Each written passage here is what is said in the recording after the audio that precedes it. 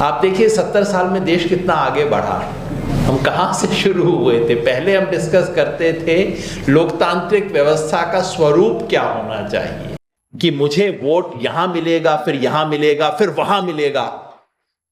पर अमेरिका में भी इतनी शर्म रखते हैं कि वो तीनों को जोड़ के रखते हैं। अलग से आइलैंड अमेरिका में भी नहीं बनता कि ये सब तो बात बन गई है, वो दूसरी कॉन्स्टिट्यूएंसी वाला वो बूथ है, जरा वो भी मेरे को दे दो ना, उसमें फायदा हो जाएगा। ये वहां भी नहीं होता है। हमने अमेरिका के रिकॉर्ड भी तोड़ दिए। 5 साल में बस एक बार ये झंझट आए, और एक बार तो मैनेज करने के बहुत तरीके हैं, हमने देखा है। अचानक पुलवामा में कुछ हो जाता है, फिर बालाकोट होता है, फिर चुनाव होता है।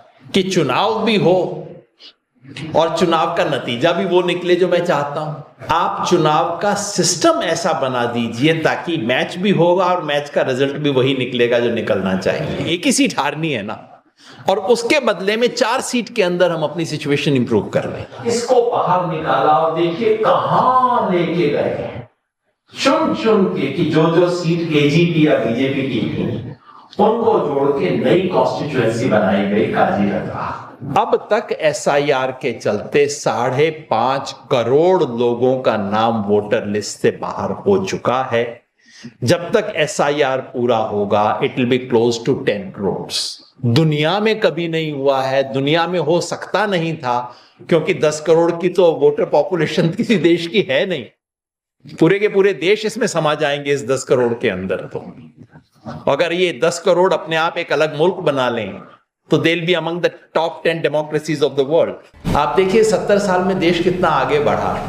हम कहां से शुरू हुए थे? पहले हम डिस्कस करते थे लोकतांत्रिक व्यवस्था का स्वरूप क्या होना चाहिए, फिर हम डिस्कस करने लगे कि चुनावी व्यवस्था की प्रणाली क्या होनी चाहिए, फिर हम आ गए कि चुनाव में बड़ी हेराफेरी पैसे की, इन चीजों की, आचार संहिता को लागू कैसे किया जाए, और अब मामला यहां पे आ गया है कि वोटर जो वोट दे वो गिना कैसे करेक्टली जाए।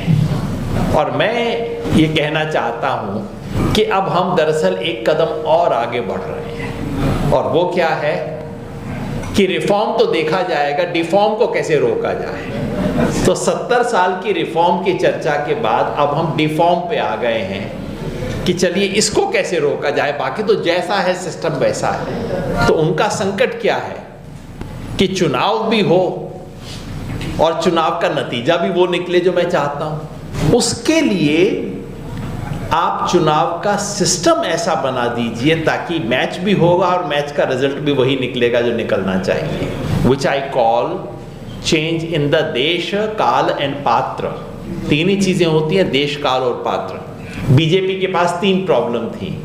देश के कुछ इलाके हैं जहां बीजेपी को अच्छा वोट नहीं मिलता, कम से कम सिक्योर नहीं है। दूसरा, कुछ ऐसे वर्ग हैं जो बीजेपी को, लोग हैं जो बीजेपी को वोट नहीं डालते। और तीसरा, चुनाव हर 6-8 महीने 10 महीने बाद कहीं ना कहीं चुनाव हो जाता है, जनता के लिए कुछ करना पड़ता है। जैसे आजकल अब संकट हो गया है कि 4 राज्यों में चुनाव है और गैस का दाम बढ़ा नहीं सकते। तो बीजेपी इन तीनों के लिए परमानेंट व्यवस्था कर रही है। देश के जिन इलाकों से बीजेपी को ठीक से वोट नहीं मिलता वहां पे उनका वजन कम करना और देश की कॉन्स्टिट्यूएंसीज का चरित्र ऐसा बदल देना कि उसमें बीजेपी के जीतने की गुंजाइश सब्सटेंशियली बढ़ जाए। दूसरा, ये जो एसआईआर है ये पात्र की समस्या का समाधान है। जिन लोगों का वोट नहीं मिलता उनका वोट ही गायब हो जाए, या उस तरह के लोगों का वोट सब्सटेंशियली कम हो जाए। और तीसरा, ये जो 1 नेशन 1 इलेक्शन है ये काल की समस्या का निदान है कि हर 8-10 महीने में इलेक्शन को फेस ही ना करना पड़े। 5 साल में बस एक बार ये झंझट आए, और एक बार तो मैनेज करने के बहुत तरीके हैं, हमने देखा है। अचानक पुलवामा में कुछ हो जाता है, फिर बालाकोट होता है, फिर चुनाव होता है। तो 5 साल में एक बार ये करना पड़े तो ठीक ठाक है। एक झंझट में एक ही बार में 3 महीना मैनेज करना है, 3 महीने में सब झंझट खत्म कर दिया जाए। ये 2 मेरे जनरल रिमार्क्स थे। अब मैं आपको 2 एविडेंस दिखाना चाहता हूं। इनमें से कुछ मैंने हाल ही में देखे हैं डिलिमिटेशन का एविडेंस, मैं आसाम में था, सुना था मैंने कि आसाम में डिलिमिटेशन में कुछ हेरा फेरी हुई थी, मैंने अपनी आंख से नहीं देखा था। डिलिमिटेशन के दो अलग इशू हैं। डिलिमिटेशन में एक इशू तो ये है कि स्टेट्स का अलग अलग किस स्टेट को कितना कोटा होगा, लोकसभा में कितनी सीट होंगी, उसका लॉजिक सिंपल है, वो आपको मेरे को दिखाने की ज़रूरत नहीं है टेबल पे। उसका सिंपल लॉजिक ये है कि जहाँ जहाँ अगर डिलिमिटेशन कर दिया जाए 2026 की पॉपुलेशन के हिसाब से, तो क्या होगा, जहाँ जहाँ बीजेपी कमज़ोर है उन सब राज्यों की सीटें कम हो जाएंगी, जहाँ जहाँ बीजेपी मजबूत है उसकी संख्या बढ़ जाएगी। और ये कोई मैनिपुलेशन नहीं है, संविधान के फॉर्मूले से किया जाएगा बिल्कुल। केरला की सीट 20 से घट के 12, Kerala would be -8, Tamil Nadu from 39 to 31, Andhra Pradesh will lose 5 seats, Telangana will lose 3 seats, Odisha will lose 3 seats, Bengal would lose 4 seats, Karnataka would lose 2 seats, Punjab will lose 1 seat. And who are the gainers? Rajasthan, Madhya Pradesh, Uttar Pradesh, Bihar. So ये सब मैं table नहीं बता रहा, it's very well known, it has been discussed, it's known कि seat की boundary, delimitation में क्या होता है, नए सिरे से सीट की बाउंड्री ड्रॉ की जाती है। जहाँ हम बैठे हैं, नई दिल्ली है, इसमें जनसंख्या कम है, इसका आकार बढ़ जाएगा, और ईस्ट दिल्ली की कॉन्स्टिट्यूएंसी जहाँ आबादी बढ़ रही है उसका आकार कम होगा, दैट्स ए नॉर्मल थिंग। 2006-7 में डिलिमिटेशन हुआ था, मगर कुछ विशेष कारणों से जम्मू और कश्मीर और असम का डिलिमिटेशन नहीं हुआ था। चीफ मिनिस्टर बोल रहा है जिसका कोई काम नहीं है डिलिमिटेशन से, जिसका कोई रोल नहीं है, तो चीफ मिनिस्टर डिलिमिटेशन कमीशन को समझा रहा है कि आप डिलिमिटेशन का उद्देश्य ये होना चाहिए कि असम में मियाँ लोगों के वजन को कम करे। यही नहीं, उसने टारगेट सेट किया कि असम की 126 कॉन्स्टिट्यूएंसी में से कम 110 में तो असम के इंडिजिनस लोगों की मेजॉरिटी होनी चाहिए। जब डिलिमिटेशन हो रहा था तो हेमंत बिस्वा शर्मा ने कहा हम अथक प्रयास कर रहे हैं, बहुत मेहनत कर रहे हैं हम इस काम के अंदर, हमें विश्वास है कि हम अपना उद्देश्य हासिल करेंगे। और डिलिमिटेशन खत्म होने के बाद उन्होंने धन्यवाद दिया, बधाई दी, संतोष जाहिर किया और बताया कि 106 कॉन्स्टिट्यूएंसी इंडिजिनस लोगों के हाथ में आ गई है। तो ये बाई चांस नहीं हो रहा था कुछ भी, क्लियरली, मतलब अगर आपको पॉलिटिकल डिजाइन देखना हो उसके ये एग्जाम्पल है। इसको अगर यहाँ पॉलिटिकल साइंस के काफ़ी स्टूडेंट बैठे हैं, इसको जेरीमेंडरिंग बोला जाता है। जेरीमेंडरिंग इस चीज़ को बोलते हैं, ये जो हो रहा है ना कि कोई बैठ के तय करता है कि मुझे वोट यहाँ मिलेगा, फिर यहाँ मिलेगा, फिर वहाँ मिलेगा। पर अमेरिका में भी इतनी शर्म रखते हैं कि वो तीनों को जोड़ के रखते हैं, अलग से आइलैंड अमेरिका में भी नहीं बनता है कि ये सब तो बात बन गई है, वो दूसरी कॉन्स्टिट्यूएंसी वाला वो बूथ है, जरा वो भी मेरे को दे दो ना, उसमें फ़ायदा हो जाएगा। ये वहाँ भी नहीं होता है। हमने अमेरिका के रिकॉर्ड भी तोड़ दिए हैं इसके अंदर करते हुए। मैं क्यों दिखा रहा हूँ, एक तो इसलिए कि असम में जो 2024 का इलेक्शन हुआ इसके आधार पे हुआ, और अभी जो इलेक्शन होने जा रहा है इस कॉन्स्टिट्यूएंसी के आधार पे होने जा रहा है।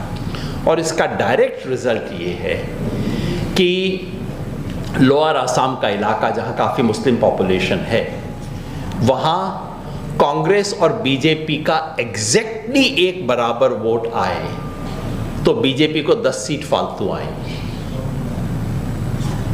इसको क्लासिकल अमेरिका की भाषा में समझा देता हूँ, क्योंकि अमेरिका में इस तरह की हर चीज़ के लिए बड़ी सुंदर लैंग्वेज होती है। इसको बोलते हैं पैकिंग एंड क्रैकिंग। मतलब जिसका वोट आपको नहीं मिलना, या तो उसको छितरा दो। मुसलमान का वोट 50% है, उसको 4 कॉन्स्टिट्यूएंसी में बांट दो, कहीं 25 हो जाएगा, कहीं 30 हो जाएगा, कहीं कुछ हो जाएगा, 50 कहीं नहीं रहेगा, सब में हम जीत जाएंगे। या अगर इतना ज़्यादा है कि छितराने से काम नहीं चलेगा तो उसको पैक कर दो। जिस कॉन्स्टिट्यूएंसी में मैं हमेशा 20,000 से हारता था, कोई बात नहीं 80,000 से हार जाऊंगा, क्या फर्क पड़ता है, हारना तो ऐसे भी है वैसे भी है। लहरिया घाट जो आप देख रहे हैं एग्जैक्टली ये केस है। जो कांग्रेस हम मतलब जो बीजेपी का कोई चांस ही नहीं था और कांग्रेस जीता करती थी हमेशा, एयूडीएफ जीता करती थी, तो बीजेपी ने कहा 20,000 से क्यों हारे हम, 80,000 से क्यों ना हार जाए। होना तो यही है, एक ही सीट हारनी है ना, और उसके बदले में 4 सीट के अंदर हम अपनी सिचुएशन इंप्रूव कर लें। तो क्रैकिंग एंड पैकिंग ये 2 चीज की जाती है। एक चीज और है स्टैकिंग। स्टैकिंग का मतलब पार्लियामेंट्री कॉन्स्टिट्यूएंसी बनाते वक्त आप ऐसी असेंबली कॉन्स्टिट्यूएंसी को चुने जो कि एक खास तरह का रिजल्ट देंगी। असम में प्रॉब्लम थी, गौरव गोगोई जो थे हेमंत बिस्वा शर्मा को पसंद नहीं थे, और गौरव गोगोई अपना चुनाव जीत रहे थे। 2014 में भी मोदी वेव में जीत गए, 2019 में भी गौरव गोगोई जीत गए थे चुनाव। ये आप कॉन्स्टिट्यूएंसी देख रहे हैं, ये कॉन्स्टिट्यूएंसी है, नई कॉन्स्टिट्यूएंसी बनाई गई है काजीरंगा। पहले क्या था, इस कॉन्स्टिट्यूएंसी में गौरव गोगोई चुनाव लड़ते थे, कॉन्स्टिट्यूएंसी की शेप नॉर्मल थी, इस इलाके के साथ ये इलाका जुड़ा हुआ था, यहां मुसलमान है, और गौरव गोगोई मिला के कंफर्टेबली जीतते थे। इसको बाहर निकाला और देखिए कहां लेके गए, चुन चुन के कि जो सीट एजीपी या बीजेपी की थी उनको जोड़ के नई कॉन्स्टिट्यूएंसी बनाई गई काजीरंगा। इसको बोलते हैं स्टैकिंग। आपने उनको स्टैक इस तरीके से किया कि रिजल्ट है। जाहिर है गौरव गोगोई को छोड़ के जाना पड़ा, वहां से छोड़ा उस कॉन्स्टिट्यूएंसी को। भारत में काफी समस्या हमारे इलेक्शंस में थी, मगर जेरीमेंडरिंग हमारे यहां नहीं होती थी। छोटी मोटी हेराफेरी होती थी, मैं जानता हूं। कुछ बहुत बड़े नेताओं की कॉन्स्टिट्यूएंसी में अचानक एक असेंबली सेगमेंट माइनस कर देते थे, कोई दूसरा प्लस हो जाता था, खबर आती थी कि नहीं थोड़ा फोन चला गया था। ऐसी हुई है, छोटी मोटी हेराफेरी पहले भी होती थी, ऐसा नहीं कि कोई दूध से धुले थे हम पहले। लेकिन ऐसी सिस्टेमेटिक इंस्टीट्यूशनलाइज्ड लार्ज स्केल हेराफेरी which would permanently change the outcome, this has never happened in our country before. पहली बार we saw it in Assam and exactly the same thing has been done in Jammu and Kashmir. ये दोनों का एक साथ हुआ था, दोनों में यही हुआ है। जम्मू कश्मीर के मैप्स अभी नहीं है मेरे पास, लेकिन एग्जैक्टली दोनों जगह यही खेल हुआ है। और वहाँ पे भी यही था कि कश्मीर वैली 95% मुस्लिम है, 98% मुस्लिम है, लेकिन जम्मू जो है वो एंटायरली हिंदू नहीं है। Jammu is only 60% Hindu, Jammu region. तो फिर क्या किया कि जम्मू की जो मुस्लिम पॉपुलेशन वाली कॉन्स्टिट्यूएंसीज थी उनको कश्मीर वैली की कॉन्स्टिट्यूएंसीज के साथ अटैच किया गया, ताकि इस तरफ बीजेपी के जीतने की गुंजाइश बढ़ जाए। एसआईआर में हुआ क्या, जब बिहार में हो रहा था तब तो बहुत लोगों का अटेंशन था, सब लोग देख रहे थे, हल्ला भी हो रहा था, डिस्प्यूट भी हो रहा था। बिहार खत्म हो गया, अब सब लोगों का इंटरेस्ट ही खत्म हो गया। बिहार इलेक्शन का रिजल्ट आया, लोगों ने समझा एसआईआर पे रिजल्ट आ गया है, उसके बाद किसी को कोई इंटरेस्ट नहीं। उत्तर प्रदेश को देखिए, उत्तर प्रदेश में 15 करोड़ 44 लाख वोटर थे, होने चाहिए थे 16 करोड़, 16 करोड़ 7 लाख। ये बात सिर्फ मैं नहीं कह रहा हूं, उत्तर प्रदेश के माननीय मुख्यमंत्री योगी आदित्यनाथ जी प्रेस कॉन्फ्रेंस करके ये कह चुके हैं कि 16 करोड़ वोटर होने चाहिए उत्तर प्रदेश में। अभी तो कम, उत्तर प्रदेश के फिगर्स भी बदल रहे हैं, वेस्ट बंगाल के फिगर्स भी बदल रहे हैं। सो सिर्फ ये चीज कि देश के इतिहास में आज तक, सिर्फ देश नहीं दुनिया के इतिहास में आज तक कभी भी इतना बड़ा डिसएनफ्रेंचाइजमेंट नहीं हुआ है। अब तक एसआईआर के चलते 5.5 करोड़ लोगों का नाम वोटर लिस्ट से बाहर हो चुका है। जब तक एसआईआर पूरा होगा it will be close to 10 crore. 10 crore people are being thrown out of voters list. ये ना सिर्फ इंडिया में कभी नहीं हुआ है, दुनिया में कभी नहीं हुआ है, दुनिया में हो सकता नहीं था, क्योंकि 10 करोड़ की तो वोटर पॉपुलेशन किसी देश की है नहीं। पूरे के पूरे देश इसमें समा जाएंगे इस 10 करोड़ के अंदर। तो अगर ये 10 करोड़ अपने आप एक अलग मुल्क बना लें तो they will be among the top 10 democracies of the world. Qureshi साहब ने किताबें लिखी हैं दूसरी डेमोक्रेसीज पे। तो इतना बड़ा डिलीशन हुआ है कि डिलीशन जनरल तो हुआ है, मगर इसका प्रिंसिपल इफेक्ट, प्रिंसिपल बर्डन औरतों पे पड़ा है। मैं फिर चाहता हूं हम समझें। देखिए, इस मुल्क में जितने आदमी हैं उससे कम औरतें हैं, और ये नेचुरल की वजह से नहीं है, ये सेक्स सिलेक्शन की वजह से हो रहा है। इस देश में 1000 आदमी के पीछे अब 940 के करीब औरतें हैं। तो एक तो पहले ही कम है, आबादी में कम है। दूसरा, जो वोटर लिस्ट होती है उसमें आबादी की प्रोपोर्शन से भी जितना होना चाहिए उससे भी कम होता है। और तीसरा, SIR ने जो ऑलरेडी कम था उसको और कम कर दिया है।